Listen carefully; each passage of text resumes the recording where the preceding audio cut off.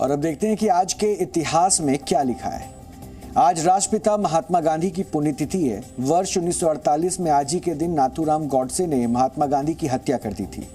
शाम करीब 5:17 पर गांधी जी दिल्ली के बिरला हाउस में एक प्रार्थना सभा में हिस्सा लेने जा रहे थे। तभी नाथूराम गॉडसे ने उन्हें 3 गोलियां मार दी और 78 वर्ष के महात्मा गांधी की मौत हो गई। महात्मा गांधी के आखिरी शब्द थे, हे राम। इस हत्या के बाद नाथूराम गॉडसे पर लगभग 1 साल तक मुकदमा चला और फिर 15 नवंबर 1949 को उसे फांसी दे दी गई। महात्मा गांधी ने अपने जीवन के अंतिम 144 दिन बिरला हाउस में बिताए थे। अब इसे एक म्यूजियम में बदल दिया गया है और आप इसे गांधी स्मृति के नाम से भी जानते हैं।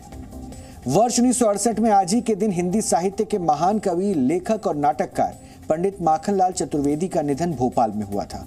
माखनलाल चतुर्वेदी सामाजिक बुराइयों और असमानता के खिलाफ लिखने के लिए मशहूर थे। भारत की आज़ादी से पहले वो प्रभा और कर्मवीर नामक अखबारों के संपादक थे। उन्होंने अपनी कलम से ब्रिटिश शासन के खिलाफ आवाज उठाई थी और माखनलाल चतुर्वेदी को उनके काव्य संग्रह हिम तरंगिणी के लिए वर्ष 1955 में साहित्य अकादमी पुरस्कार से सम्मानित किया गया था।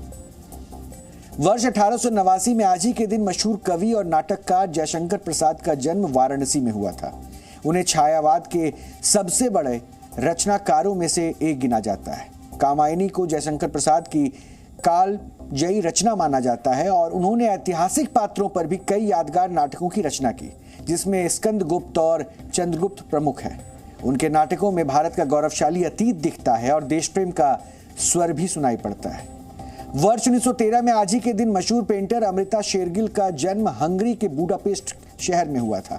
अमृता शेरगिल की पेंटिंग में एक ऐसी महिला की जिंदगी की झलक दिखती है जो अपने समय में से बहुत आगे थी। वर्ष 2006 में अमृता शेरगिल की एक पेंटिंग 6 करोड़ 90 लाख रुपए में बिकी थी, जो अपने आप में एक रिकॉर्ड है। भारत के शानदार कलाकार की मौत सिर्फ 28 वर्ष की उम्र में हो गई थी और उनकी मौत की सही वजह का कभी पता नहीं चल पाया। और वर्ष 1933 में आज ही के दिन जर्मनी के तानाशाह एडॉल्फ हिटलर के शासनकाल की शुरुआत हुई थी। तब जर्मनी के संसदीय चुनाव में हिटलर की नेशनल सोशलिस्ट पार्टी को जीत मिली थी, जिसके बाद हिटलर जर्मनी के चांसलर बने। हिटलर को इतिहास के सबसे क्रूर शासकों में गिना जाता है। सत्ता में आने के बाद उसने लगभग 60 लाख यहूदियों का नरसंहार करवाया।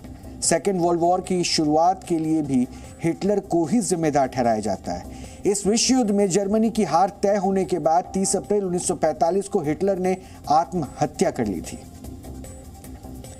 और डीएनए में आज इतना ही। अब आपसे हमारी मुलाकात होगी कल रात 9 बजे। तब तक आप खुश रहिए, सुरक्षित रहिए, स्वस्थ रहिए और ढेर सारा अपना ख्याल रखिए। नमस्कार।